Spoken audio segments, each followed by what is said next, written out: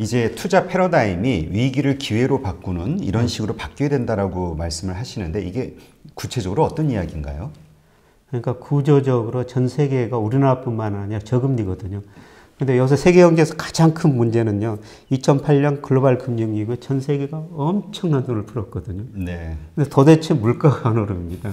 물가가 안 오르니까 금리도 낮을 수밖에 없죠. 그렇죠. 예, 그러면 왜 그렇게 돈을 많이 풀었는데도 물가가 안 오르냐? 예, 그거는 우선 공급 측면에서 보면은 중국 사람들이 아직도 물건을 싸게 공급하고 있고요. 그 다음에 유가도 좀 떨어지는 원자재 하락 효과도 있죠. 근데 보다 근본적으로는 전 세계 가계가 가난해졌어요.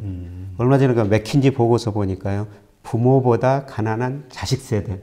제목이 이런 거예요. 네. 주요 선진국을 보니까 부모 세대보다 자식 세대가 더 가난하고 과거 역사를 보면 자식 세대가 훨씬 더 계속적으로 잘 살아왔거든요. 그렇죠. 근데 왜 그랬느냐 그 요인을 따져보니까 소득 차별화입니다. 그 조사 기관에 그 선진국들 소득 국민소득 GDP 다 늘어났거든요. 근데 상위 1%, 10%만 많이 가져가고 평균적인 가계소득, 실질소득은 오히려 줄어들었다는 겁니다. 네. 그래서 가계가 가난해졌기 때문에 소비를 할 수 있는 능력이 없기 때문에 아직도 전 세계 초과 공급이 존재하고 물가가 안 오른다는 거죠. 그래서 물가가 안 오르니까 금리는 또 떨어질 수밖에 없고 각국의 중앙은행은 또 물가 안정 목표를 위해서 통화정책을 펼치고 있거든요. 예를 들어 미국도 2%, 우리도 2%요. 근데 물가 다 밑으로 떨어지니까 각국의 중앙은행은 더 돈을 풀 수밖에 없죠. 네. 돈 푸니까 금리는 더 떨어지고 저금리가 지속될 수밖에 없으니까요. 은행예금보다는 우리가 다양한 투자 수단을 한번 찾아보자. 그게 이제 주식일 수도 있고 뭐 금일 수도 있고 뭐 다양한 대체 투자.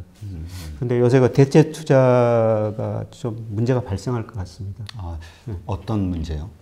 우리나라 그 금융회사들이, 그 증권회사들이 그동안 그 주식이 안 좋으니까 주식형 펀드, 뭐 주식형 상품으로 권유하기보다는 대체 투자, 부동산 투자를 굉장히 많이 했거든요. 아, 네.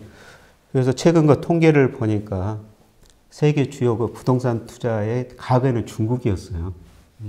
최근 3년간 보니까 우리나라가 중국보다 세계 부동산 투자를 더 많이 하고 있습니다.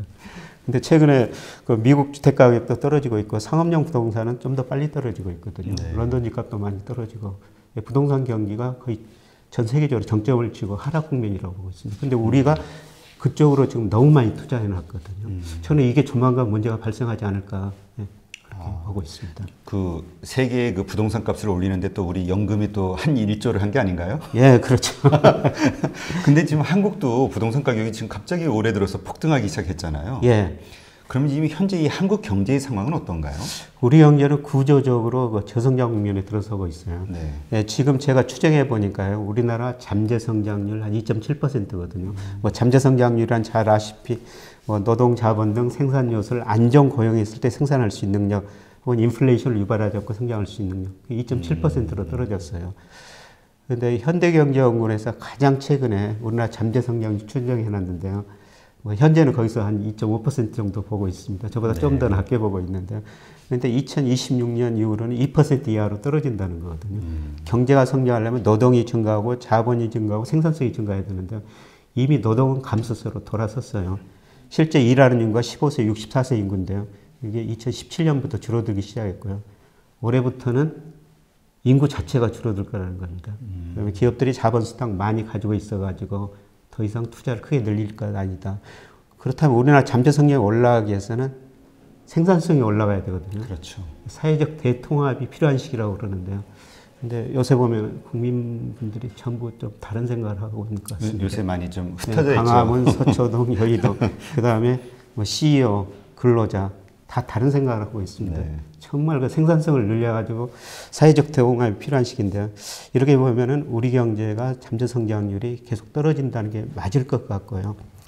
근데 우리가 지금도 능력 이하로 성장하고 있거든요. 지금 잠재 성장 2.5, 2.7%인데 올해 2% 성장하기도 힘들고 네. 내년에도 저는 뭐 1.9% 안팎이라고 보고 있거든요.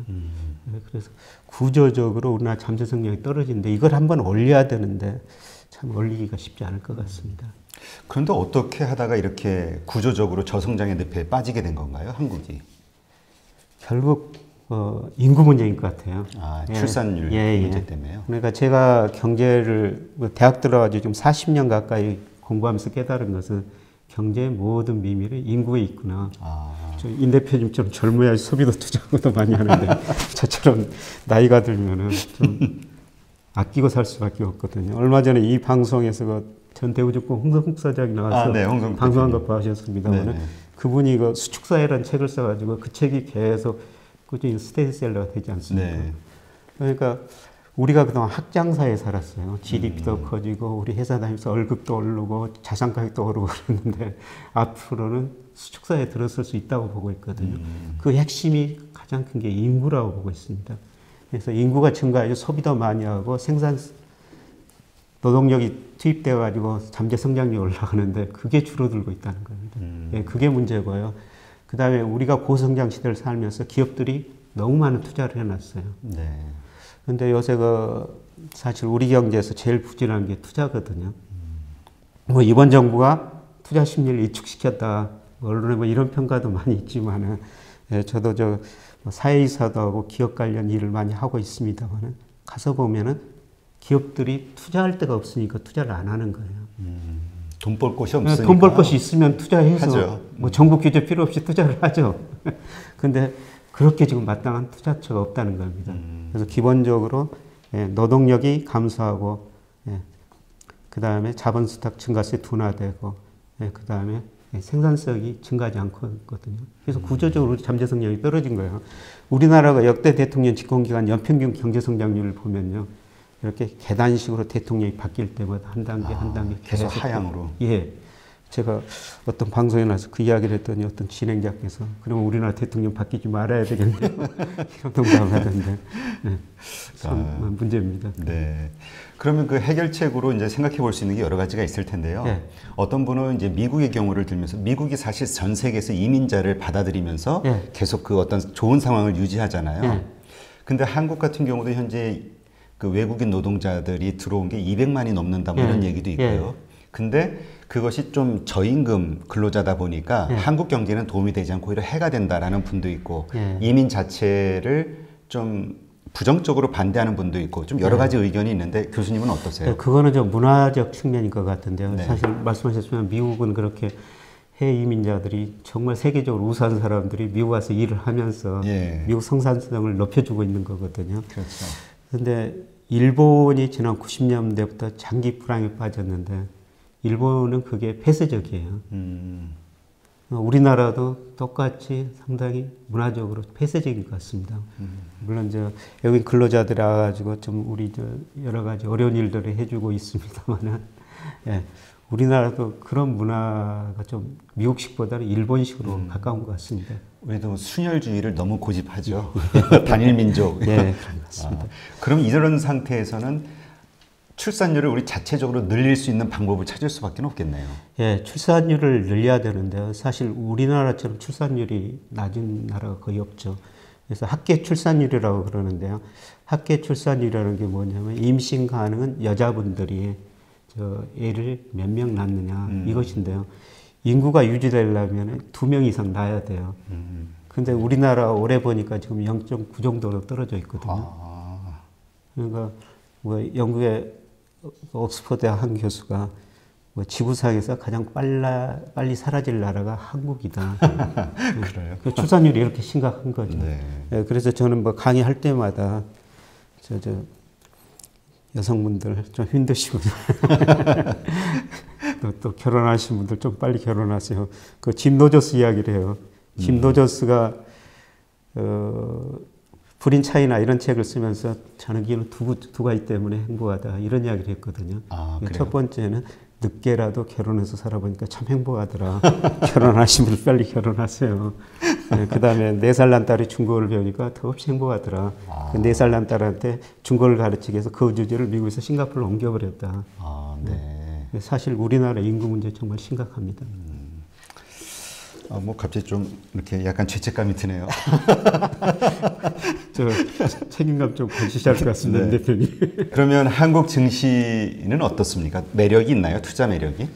네, 저는 주가 지수는 계속 정체라고 보고 있습니다. 그래서 2011년부터 계속 그 정체 상태인데요. 자, 일평균 수출을 내년에도 예상해 보니까 그 20억 달러 안팎에서 정체 상태거든요. 네. 주가 지수는 크게 2100 안팎에서 움직일 것이다. 근데 한국 주식 투자의 매력이라면 유일하게 저는 배당 투자라고 보고 있습니다. 네. 예.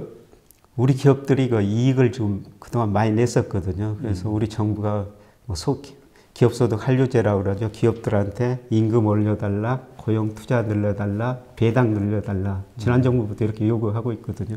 근데 이 기업들 임금 별로 안 올려줘요. 그러니까 기업들 사장님들 보면은 뭐 주로 이런 이야기를 많이 합니다. 미국은 임금은 참 탄력성이다. 미국 근로자를 임금 올려도 경기가 좋을 때 올려도 경기가 나쁠 때 내려도 자연스럽게 받아들인다. 근데 우리나라는 내리는 걸 못 받아들이겠다. 임금의 하방 경직성이 너무 강하다는 것이죠. 네. 예, 그래서 지금 많이 올려놓으면은 나중에 경기가 나쁠 때 내릴 수가 없다. 그다음에 우리 기업들이 가지고 있는 현금성 자산이 한국은행 자금순환표 보면은 지난 6월 말에 이제 628조나 되거든요. 아, 네. 그 정도 현금성 자산 많이 가지고 있다는 것은 기업들이 투자 고용 별로 안 늘리고 있다는 거죠. 네. 그래서 배당을 더 줄 수밖에 없어요. 그래서 우리 기업들이 배당 더 주죠. 예를 들면 삼성전자가 작년, 올해, 내년까지 매년 9조 6천억 배당을 주기로 했고요. 엄청나네요. 예. 그 다음에 포스코, 현대차 계속 배당 높이고 있거든요. 네. 그래서 저는 다음 주에도 포스코 직원들 대상으로 강의를 갑니다만 포스코, 삼성전자, 현대차 강의하면서 당신들 월급 받아가지고 그 돈 가지고 은행에다 맡기지 말고 당신 회사 주식을 사가지고 배당을 받으라. 예를 들어서 포스코 배당 수익률이 4 내지 5%거든요. 금리보다 높네요. 예, 은행 금리보다 훨씬 높죠. 네. 우리가 은행에다 맡기면 지금 1.5%도 못 받는데요. 그래서 4 내지 5% 배당을 받아라. 그리고 포스코 PBR이 0.45 뭐 이 정도밖에 안 되더라고요. 그 정도밖에 안 되나요? 예, PBR이 0.45라는 것은 포스코 지금 자산을 전부 판다면 지금 시가총액의 2배가 되는 그렇죠. 거죠. 예, 그래서 여기서 주가도 크게 떨어질 이유도 없으니까 당신 회사 주식을 사가지고 배당을 받으라. 예, 그리고 포스코 직원들이 자기네 회사 주식 자사주 가지고 있으면 더 열심히 일하겠죠. 그렇네요. 그래서 배당 투자는 꼭 해야 된다고 생각하고요. 그래서 우리나라 주식 투자는 배당의 매력이 있다. 이렇게 볼 수가 있겠습니다. 네, 그렇군요.